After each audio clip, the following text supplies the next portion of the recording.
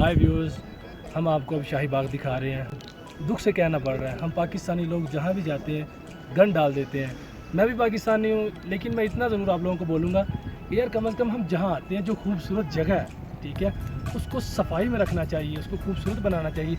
आए हम कुछ लोगों से बात करते हैं सफाई के मामले में, उनका क्या।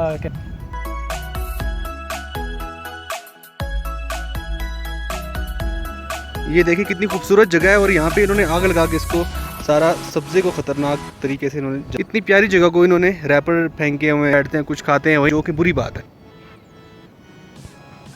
इतनी प्यारी जगह में यहाँ पे मौजूद हैं कुछ यहाँ के रिहायशी लोग, उनकी राय लेते हैं, वो क्या कहते हैं इस बारे में। जी खान साहब, आप बताते हैं आप इस बारे में।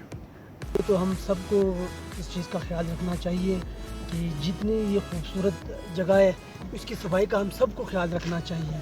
ये देखो, आपने देखा ना, जगह जगह पे आग लगाए हुए हैं, जगह जगह पे ये कूड़े फेंके हुए हैं, ये शापर पड़े हुए हैं। तो ये किसको चाहिए? हम सब का फ़र्ज़ बनता है कि यहाँ के ये खूबसूरत इलाका है, यहाँ की खूबसूरत देखने के लिए लोग दूर दूर से आते हैं।